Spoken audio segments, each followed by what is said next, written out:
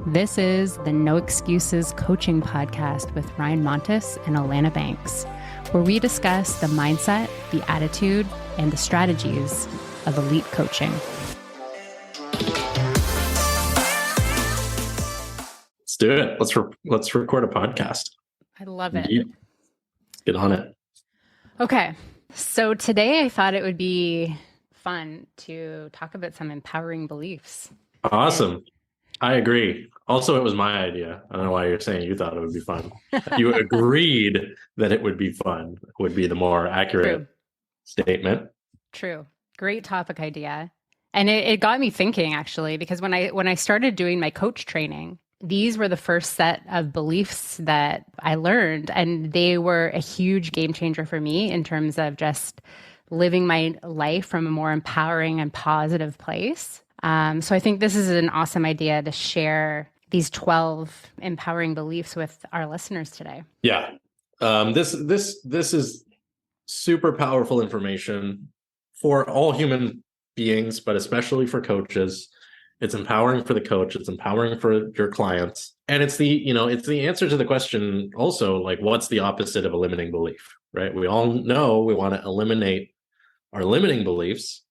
And it's probably a good thing to remember that sometimes when you eliminate a limiting belief or a series of limiting beliefs, that you create a vacuum, right? Now, what takes their place, right? Let's fill in that vacuum with positive, empowering beliefs, which, in my world, we might call, or in our world, we might call presuppositions, so that we're better moving forward. So that's what we're going to go through today. Yeah.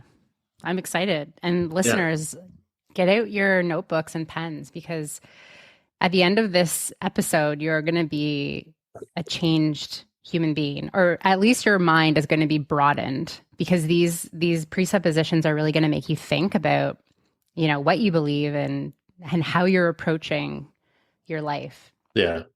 Yeah.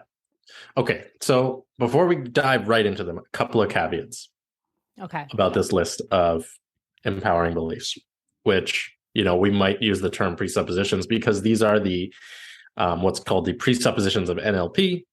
NLP is neuro-linguistic programming, and it's a coaching modality that I teach and that Alanna is certified in. The caveats are, first, what is the presupposition? Well, it's a belief that if you choose to believe it, will be empowering for you. Okay, so these are not necessarily things that are universally objectively true, like the sun will rise tomorrow. They are beliefs that if you choose to believe them, they will be empowering for you. A really simple example is, I can do anything that I set my mind to. Is that 1000% objectively true? No, because I can't fly through the sky like Superman, no matter how much I set my mind to it. But is it empowering for me as a human person to take on the belief with a reasonable amount of common sense? Anything I set my mind to, I can do. Sure, it certainly is. So, listeners, approach the beliefs, the presuppositions, the empowering beliefs that we're going to discuss today with that sort of attitude. Okay. The second thing is open mind. Right? With an open mind. Yeah. And if you're listening to this podcast, probably you have a very open mind anyways. I don't, this all goes without saying, but just something to bear in mind. The second thing is, there's lots of different schools of neuro-linguistic programming, of NLP, and there's a few different views on what are the most important and fundamental presuppositions of NLP. So you might, listeners in Listenerland, and Alanna included, you might have learned a slightly different list of presuppositions to the one we're going to go through today, right? Because there's different lists, different standards, depending if you trained with Richard Bandler, John Grinder, or Tad James, or Ryan Montes, or whoever, right? So Alanna, you too, there might be a couple of surprises on here. Or maybe a presupposition that you remember from training might not be on this list. I don't know. Okay, well, let's find out. Enough preamble. Yes. Let's get into it. Okay. Do you want to read the first one, or should I? Sure, I'll read it. Sweet. So the first presupposition is that we all have the resources that we need to make positive changes. This means that we don't need to look outside ourselves for answers or solutions. Instead, we can access our own internal resources to find the answers that we need. This is a big one. This is a good one. Yeah. We all have the resources that we need to make positive changes. And I usually like to add when I talk about this one, which is number one on our list, either we all have within us either the resources or the resourcefulness to achieve whatever we want to achieve. I also like to add there's no such thing as I don't know in the information age that we live in right now. If there's something you don't know yet, you know how to find it. Yeah. Right. Yeah. Don't tell me you don't. You have the internet, you have friends, you have teachers, you have me and myself and Alanna to reach out. Like there's an infinite number of resources out there. Yeah. And, I don't know how is never a valid excuse in my opinion. Yeah. That's what I was just about to say. It's just an excuse, right?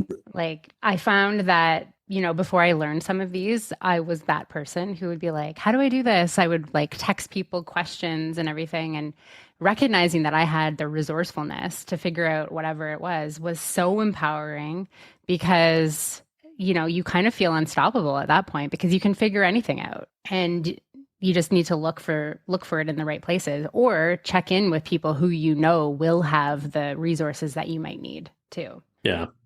Yeah. Yeah. Super empowering. Yeah. I like that one. Mm-hmm. I'm probably going to like all of them, but I like that one too. I like that one. Okay. There we go. Boom. Okay. One more thing to add is this also applies to like your mental faculties too, right? Like you have all the resources within you, like your own intuition. A lot of people think, and we had an episode about that before, but like, intuition is not a psychic or like something that, only psychics have. We all have it. And so like use those resources too. Yeah. That's another really important piece because that comes down to trusting yourself. Yeah. Trusting that you have the answer and that it's good and it's good enough. Yeah. If you're searching for the answer, it may just be a matter of dropping down from your head into your heart and being grounded in your knowing. Just remember that. Yeah. Everybody. Yeah. And if you don't know what the heck I'm talking about, you need to listen to season 1 of the No Excuses podcast. Anyways, the second presupposition states that the map is not the territory. Okay. What this means is that our perception of the world is limited and subjective. Don't panic. That's okay. We can't fully understand the world around us and must be aware of our own biases and limitations. So let me explain that one a little bit more. Yeah, because this is a tricky one. This is a tricky one. The map is not the territory. Just like, if you have a road map on your desk, a paper map of the roads out there, it doesn't necessarily 100% accurately describe or convey everything that you're going to encounter. For example, road maps don't generally show businesses that you're going to encounter or landmarks or terrain or traffic, right? There's so much more out in the objective world than on a map. Same goes with the way human beings perceive reality, okay? We only, at best, perceive our own subjective view of reality as we interpret it through our senses and through our own mind, right?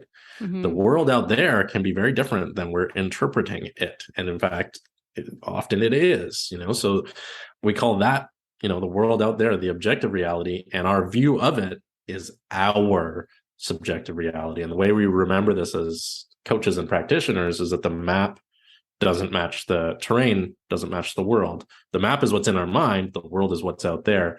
They may not be the same. Why is that important? Because it might cause us to be blind to something. It might cause us to expect something that is not truly there. Like if we have something in our, in our mind that's on the map, but it's not really out there. A classic example is in our own subjective reality, we could have the belief that nobody likes us, nobody likes me, right? Mm-hmm. And then what happens when we go out in the world? We expect that. It becomes a self-fulfilling prophecy, and we have, negative interactions with people all the time, right? But if we recognize that what we believe about the world may or may not be true, we might change the way we perceive the events and the circumstances that exist in the world. Yeah. Alanna, thoughts? Love it. Yeah. Yeah. So important. And a huge realization once this all kind of like the dust settles on this one, because you start to recognize, wow, I didn't realize that the way like I think about myself or the way, I'm perceiving something could have such a direct impact on how I'm experiencing life. Right. So then you kind of get to this point where you become aware of these things and if you're working with a coach or if you're going through any type of coach training and learning these things, then you really can start to pick apart like what thoughts, beliefs, behaviors are not serving you and how you can shift them to be more positive and have a more positive experience in your own life. Yeah. This is a big one. Like that's a big one. For me, this took some time for me to really get it. Yeah. For some reason, but very, very empowering and very close to the other presupposition, which may or may not be on this list. I'm not sure, but when the one that is about your lens is different than everybody else's. So the way you look at the world is not the same as the way I look at the world, and the way someone else, the viewers, look at the world or listeners look at the world. Yeah, I mean, that one's very much connected to this presupposition. The map is not the territory. I mean, the interpretation would be my map is different than your map, is different than Jane's map, is different than Steve's map, et cetera, et cetera. Everybody has their own map of the territory that they've created, that they drew out themselves as they've grown up on the planet, right? Yeah. And the thing is, it takes so much pressure off, because when you're like, okay, this is my map, and then you're, dealing with someone else, and you can have more compassion for that person. You can understand them at a deeper level because you're like, oh, okay, that's their map. They're not seeing what I'm seeing. And so it just takes so much pressure off of you, I think. Yeah. Yeah. It allows for so much more understanding in like interpersonal relationships, or even if you're just like at the grocery store, you can really start to see through a lot of things and like, have more of like a Jedi mindset. Yeah. The grocery store is such an interesting place. Isn't it? It's like one of the few, once you leave high school, I think a lot of people may or may not realize, once you leave high school, it's very rare to be in a context where everybody needs to be there, and you're very likely to have very dissimilar traits to the people around you, right? Mm-hmm. Yeah. Like when you go to work, you all have something in common. You work at the same place. When you go to school, like post-secondary school, you all have something in common. You're studying the same subjects. When you go to the gym, you all have something in common. You all like exercise. When you go to the movies, the movie, et cetera, et cetera, et cetera. But the grocery store, I mean, the only thing you have in common is that you need food, which is common of every human being on earth. So the grocery store is this one place that we all go where there's a totally random sample of humans, right?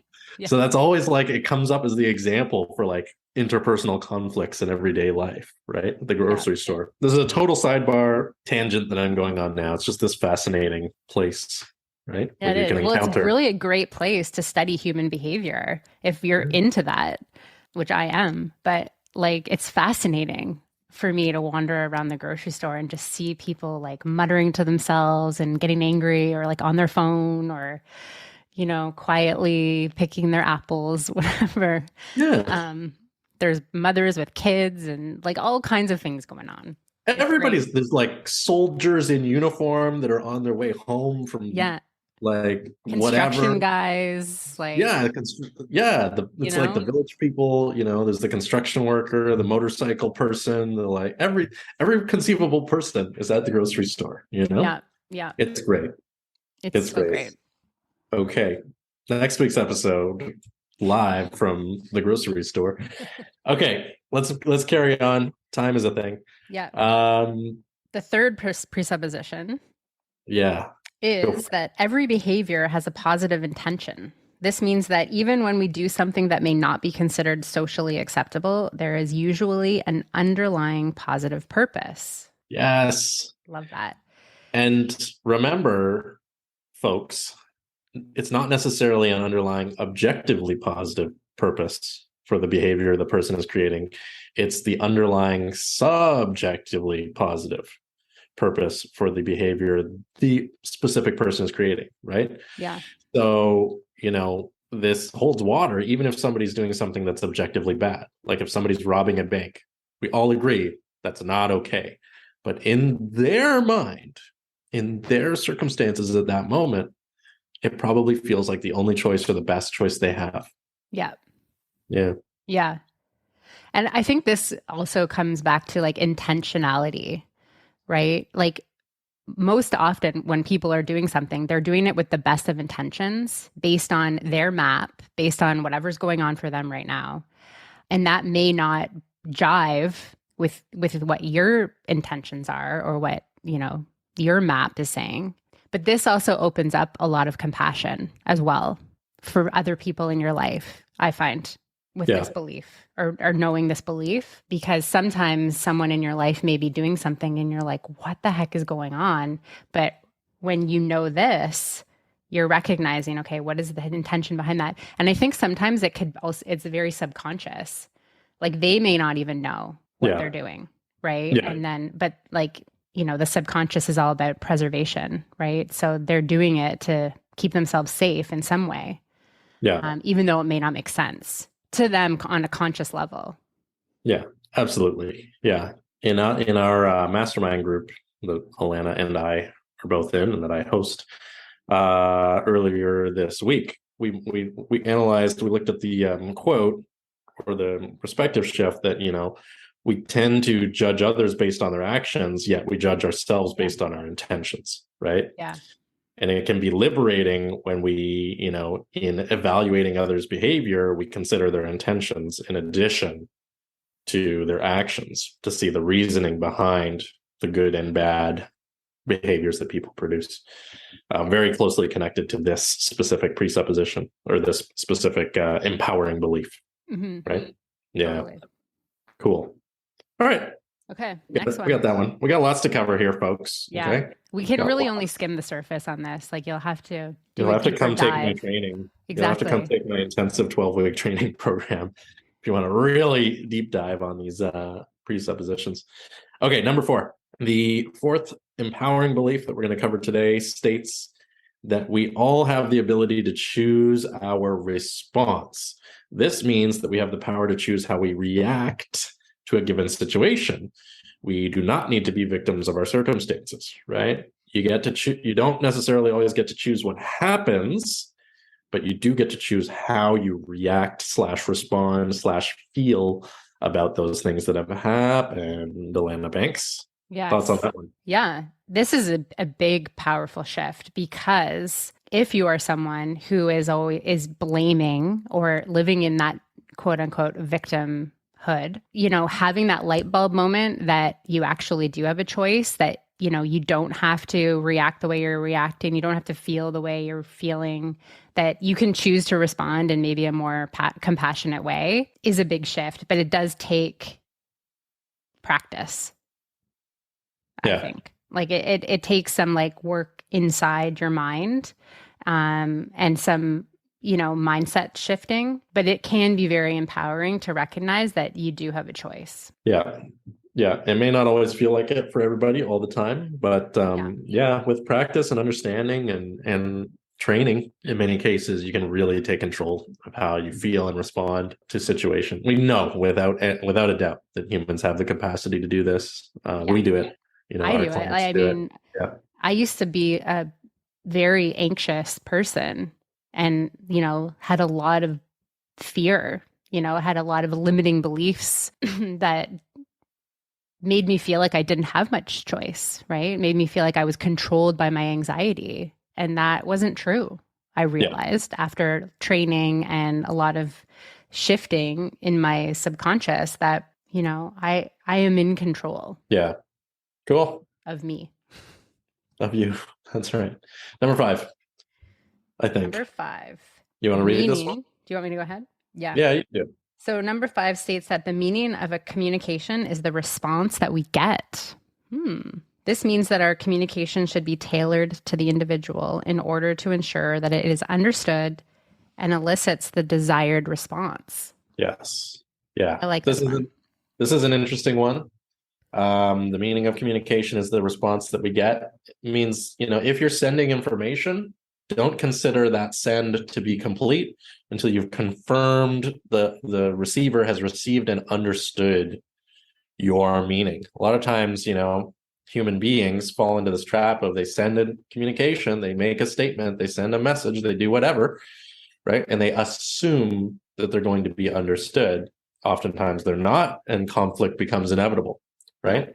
But if we take on this empowering belief that, okay, I'm not going to assume my communication is complete until I know the person has understood what I'm saying and they've gotten a reasonable response or whatever to confirm that, well, then it really reduces the likelihood of conflict or misunderstanding or missed opportunity, et cetera, et cetera. This is a great one. This is an underrated. This one is underrated. Belief. Yeah. Like anyone who's working in an office right now, if you're listening to this, and this is so key, especially when it comes to sending messages by email or text. They can be so misunderstood because you're thinking one thing and you're writing another and then sending it, and they're receiving it in their own way. So this one is really, really important, especially when it comes to especially in this age where we're constantly texting and emailing and really not talking to one another. It's important to ask clarifying questions. Like, what specifically do you mean by blah, blah, blah? Or even reiterating what that sort of ask is or whatever is helpful to really get to the bottom of what the communication is. Yeah. I love it. As a former public relations consultant, this is really important. I've always been overly communicative because that was just my job, but especially if you're working as a coach, which I assume most listeners are, communicating with your clients, having good kind of onboarding, sending an introductory email to make sure that they're all set up with whatever they need, keeping in touch between sessions using, text support or anything like that. These all leave people feeling safe and secure and, really looked after. And I think that that's really important when you're building rapport with your clients too. Yeah. I don't know why you assume it's mostly coaches that listen to our podcast. I assumed it was mostly lumberjacks, construction workers, people that work at hydroelectric dams. They just have it on while they're... Well, maybe. And I mean, this applies. This applies to everybody. This is good information for everybody. Even if you are, an international assassin or spy like James Bond. Mm-hmm. I hope the real James Bond is listening to this podcast right now. I'm sure he already knows these, but it's a good refresher. It would be a good refresher for him. That's true. They definitely teach I know the CIA teaches NLP to their operatives. If you're a teacher listening to this is so key. Yeah. Putting that out there. So I hope that there's some teachers listening to this. Or a parent. If you're a parent that's interested in empowering your children as early on as you possibly can, this is gold. Okay, we should probably cover more of these empowering beliefs. Number 6. Number 6 is the 6th empowering belief is that we cannot not communicate. This means that even when we're not speaking, our body language and facial expressions can still communicate something to those around us. But it also means more than that. We cannot not communicate. Literally, refusing to communicate is communicating. Yeah. Right? If somebody sends you a text message and you do not respond, you have responded. Yeah. Okay. Even if I hear the yes buts. What if I was on a roller coaster for 6 hours in a row and I couldn't respond? Well, you've communicated that you're busy for the last 6 hours or whatever, right? You cannot not communicate. Everything you do or do not do, everything you say or do not say leaves latent traces of information about you, right? Or about what you're thinking, et cetera, et cetera. When we remember this, it can be very empowering, right? Yeah. Yeah. And the other thing that comes to mind is yes, no communication is communication. And that also sheds light on, what is preventing you from communicating? Is it because you're too busy? Is it because you're not interested? Is it because you don't have time? And if that's the case, then communicate that, right? Don't not communicate. Yeah, exactly. Cool. Yeah. All right. That one, I think that one's somewhat straightforward. Yeah. Cool. So we go on to the next? Yeah, let's go on to the next. Number 7? 7. Yeah. Okay. So The seventh presupposition is that we can only change ourselves. This means that we should focus on changing our own behavior in order to bring about the desired results. So key. You can't change people, but you can change yourself. And once you start changing yourself, the ripple effect of that is going to blow your mind. Yeah. It's going to shift how you deal with your family. It's going to shift how you deal with your friends. It's going to shift how you deal with your kids and your spouse and everything. Yeah. There's a couple of quotes that are closely connected to this presupposition that always come to mind for me. The first one is, we cannot expect to prepare the road for our kids, but we can expect to prepare our kids for the road. Mm-hmm. Right? Yeah. You're not going to go out and kid-proof the entire world. You're not. Right? You're not going to put all the criminals in jail. You're not going to remove all the unsafe vehicles from the roads. You're not going to this, that, and the other. That's why we teach our kids to look both ways before we cross the street, right? That's why we teach our kids to be cautious if interacting with strangers, etc. Right? This presupposition, which says we can only change ourselves, what it's really saying is, control the things that you can control, influence the things that can be influenced, but it's always going to be easier to improve yourself, your skills, your abilities than it's going to be to change the rest of the world to suit your needs, right? Yeah. Don't wait for somebody to come save you. The other quote, that's a little bit more in your face, is something that I used to hear. I used to be in the military, and it's remember, no one's coming to save you. Yeah. If you're in the fight and things are going wrong, backup might come, it might not. Assume it's not coming and do everything in your power to bring the fight to the enemy so that you survive and win the day, right? Same goes with personal development, same goes with coaching, same goes with living your life. Assume that you can conquer everything you need to conquer by changing yourself, by creating new behaviors yourself. Yeah. Yeah. Right? Yeah. Oh, totally. Cool. Yeah. So this one's super important. Obviously, I think I've demonstrated I feel very passionately about number 7 on the list, because it's true, right? Remember, folks, and it's not a bad thing that no one's coming to save you. What it really means is take responsibility, step up, and you can do it. Yeah. And that's not to say like, oh, you have to do everything on your own and it's all on your shoulders and like it's only you know what I mean? That's not it. It's just taking responsibility, taking ownership for you and your life and your well-being is really important. And it's so interesting because yesterday I was at the doctor and I haven't seen my doctor in like 4 years. And that's been sort of the time that I've been studying all this material and learning all this stuff and like really up-leveling myself and working on me. And as soon as she walked in, she was like, "You look so different." And I was like, "Really?" Like, I mean, I guess like I don't notice it, but she was like, "Yeah, there's something that's totally changed about you. I don't know what it is." And the more I thought about it, I was like, because I've been doing this work, right? I've been working on myself. I've been changing my beliefs. I've been changing my thoughts. I've been changing the people that I'm associating with, the things I talk about, the things I consume. Everything has changed. And so, of course, that's going to have an effect on, how I look on the outside. So I was really kind of flattered, to be honest, because I was like, oh, see, the work works. Yeah. Yeah. Cool. All right. I was wearing a mask. So like half my face was covered. Yeah. There you go. You can't hide success behind a mask. Yeah. All right. Cool. I have a lot more to say about this presupposition, but maybe we should do another episode just on this one in particular. I don't know if I'm going to feel like it though. Maybe do we just elaborate on this and then they just have to look for the rest of the presuppositions on your website since it's on your website anyway? No, I think I'd rather cover more presuppositions and just make that statement that I have a lot more to say about number 7. Okay. And maybe if I feel like it one day, we'll do a deep dive on this presupposition on the podcast.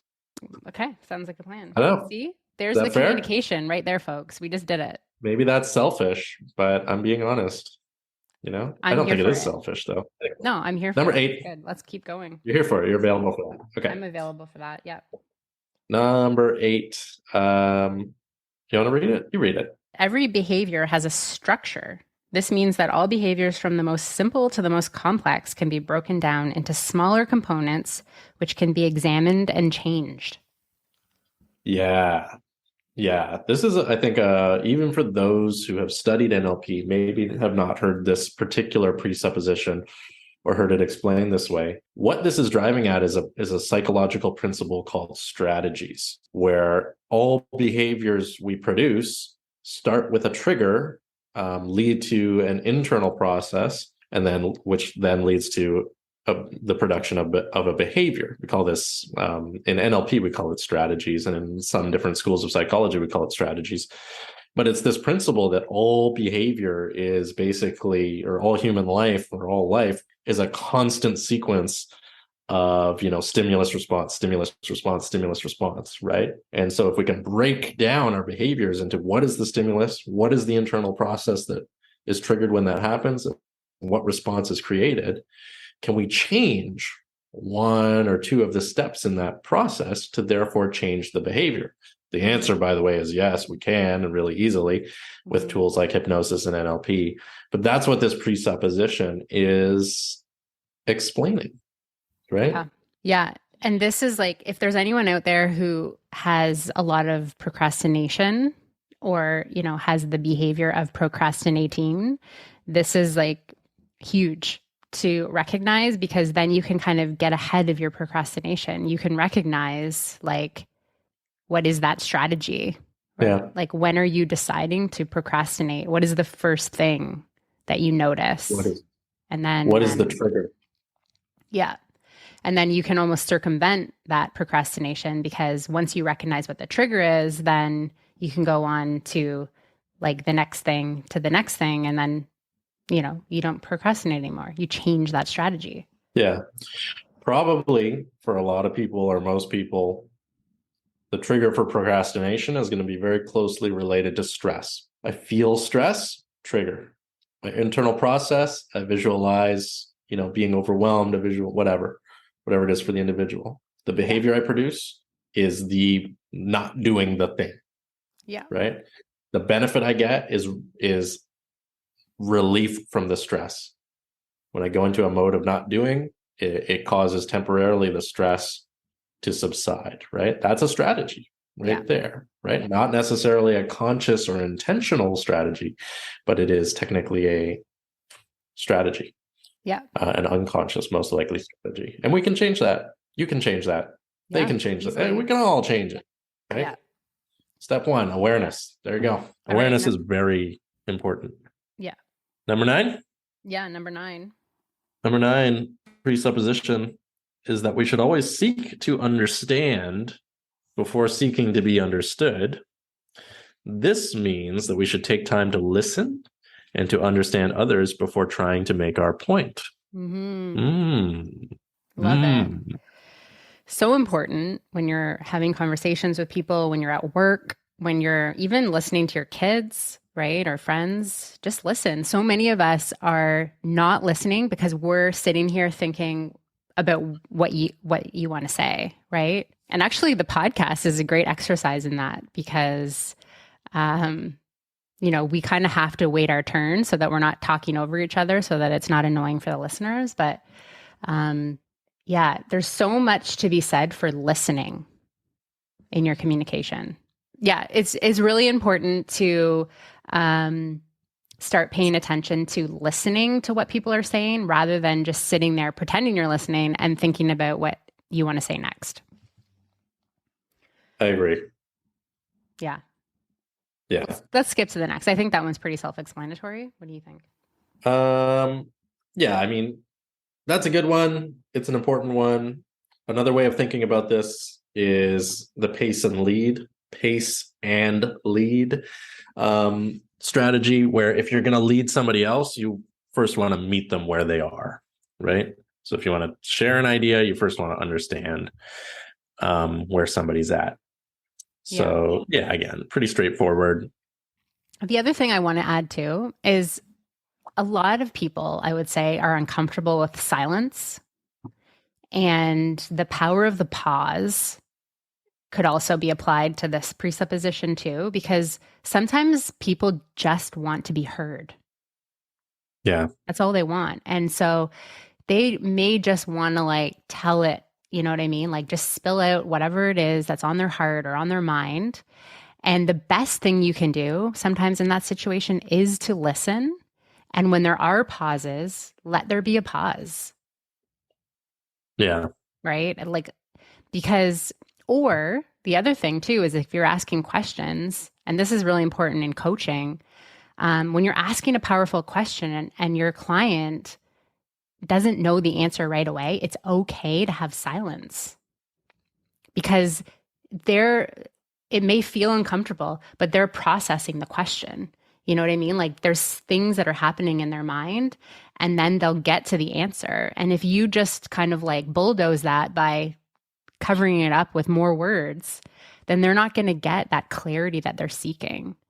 So I think within this, it's really important to become comfortable with that silence, become comfortable with the pause, and just sit back and listen. Because lots of people are not heard. They feel like they've never been heard or seen. Yeah. So yeah, I feel really passionate about this one. I didn't realize until right now. Yeah, this is a good one. Good. I like it. All right. All right. Number 10. Yeah. There is no failure, only feedback. Yeah. There's no failure, only feedback. This means that we should view any outcome, even one that is not desirable, as a learning experience. Yeah. And I agree. I think this is an important one. It's very, very important. And it changes your whole outlook on life when you recognize this, because you never feel defeated. You know, you're always looking at everything that's happening as a lesson. So what did I learn from this? Like, what did I learn from this bad thing that's happening to me right now? It's no longer bad. It's just like a learning opportunity. Okay, how can we move on from here?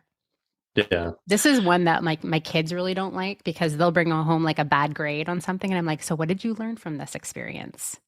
You know, yeah. Oh, well, I learned that I should have probably studied for that. Yeah.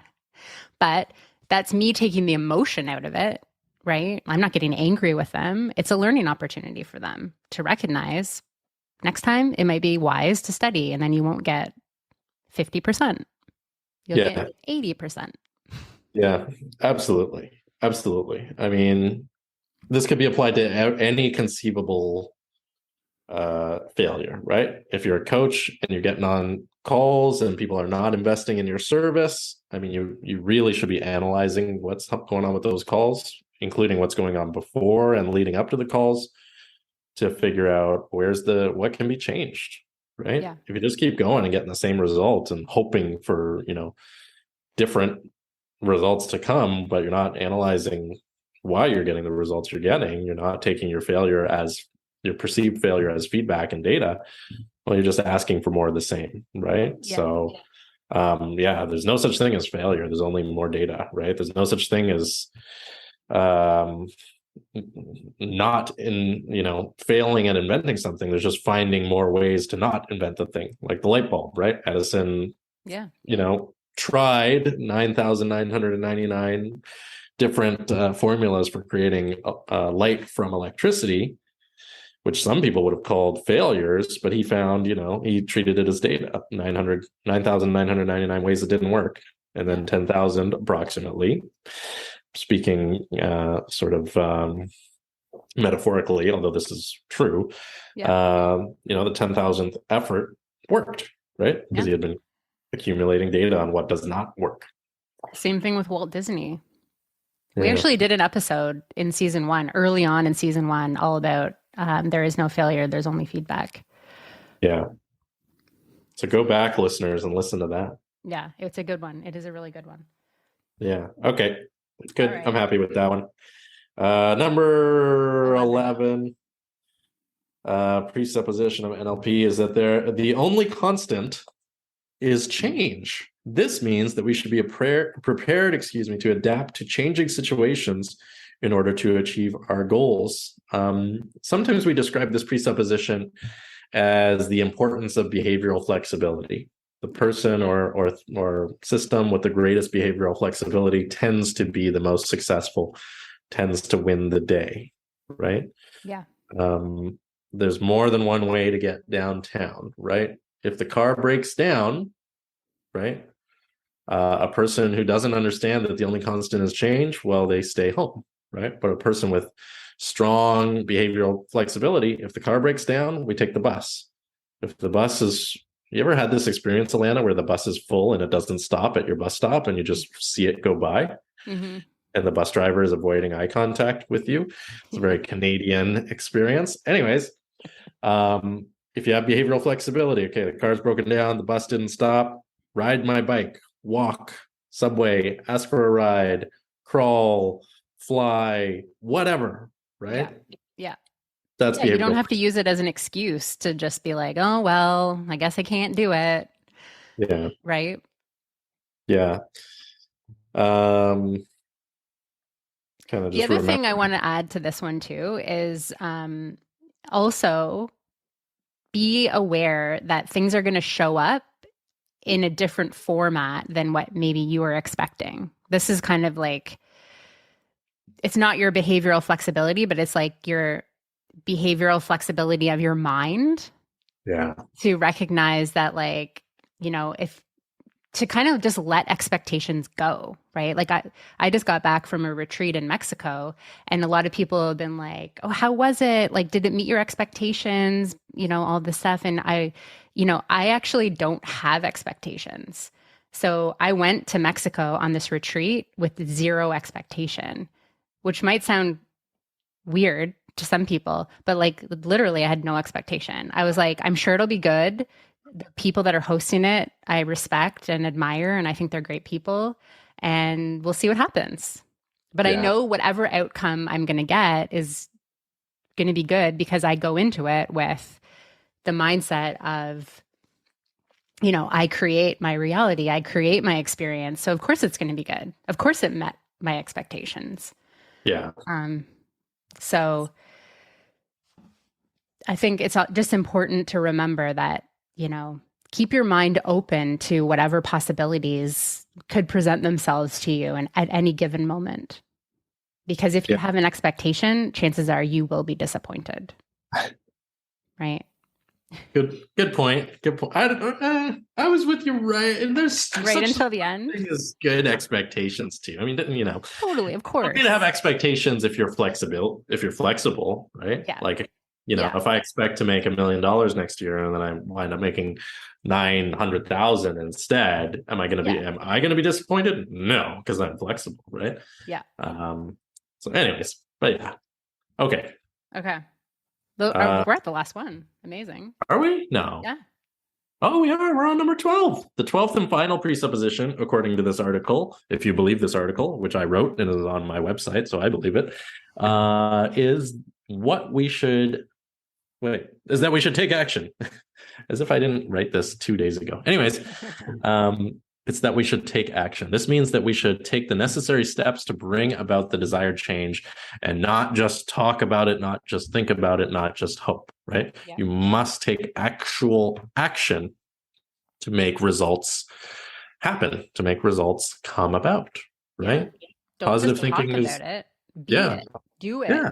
Be it. Do it. Positive thinking is great, but action makes the world go round or whatever. I don't know. Insert fun idiom here.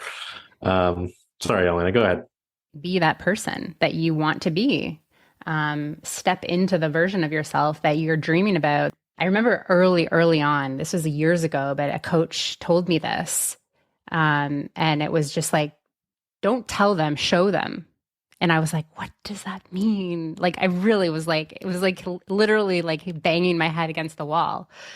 But what it meant was be that version of you now. Show them. Don't talk about it. Don't like tell people what you're going to do or, you know, what you're thinking about. Like actually go out and do it. And you'll be so surprised about how quickly it manifests into reality once you start taking those action steps, because talking about it is not going to get you to where you want to be. Yeah, very true. Very true. Don't tell them, show them. I like that. Yeah. I like that. Yeah. Yeah. It's almost got a little sass to it. A little show sassy. them. Yeah. Don't tell them. Show them how it's done. Yeah. And this is like really helpful even for your social media content, because there's a lot of people, you know, who are always talking about, oh, I'm going to do this, I'm going to do that, I'm going to like this thing is coming. Don't even do that. Just show them on your social media. Yeah. Right. Because then that's more magnetic. I like it. Yeah. I like it. Cool. We got through all 12. Now, got through them all. There's again, I mentioned it at the front end. There's other, if you're an NLP devotee, there's other presuppositions of NLP, right, that we didn't mention today. So if you have a favorite that we didn't touch on today, shoot me a message or shoot Alanna a message. But remember, you don't need to know anything about NLP or coaching even to understand and apply these empowering beliefs in your life. By the way, if you want the link to the full article on my website, I had these listed in a blog post on my website. If you want the link to the article, shoot me a message on Instagram. I'll give you the link if you want to go through the list on your own and memorize it and print it out and put it up all around the house. Yeah. And whatever. I highly recommend you listen to this episode again, because they'll all land differently now that you've heard them once. Go back and listen to it again. And another pro tip is apply these to your life. So, you know, maybe write them down or go to Ryan's website and, you know, look at them, but then, you know, try to apply them to your life, and see like where some holes are. Some of these things you may already naturally be doing, but other things you may identify as little gaps. Yeah, exactly. Apply them. As the last presupposition that we talked about today says, take action. You've learned something. That's great. Now apply it. Yeah. Apply it, right? An inch of action is worth a mile of theory, right? So get out there and kick butt. Yeah. Yeah. Cool. All right. Well, all right. That's the end of this episode. That's the end of this episode. What do you have going on these days? These days, I'm very carefully observing a hawk that is perched on the roof across from my office window.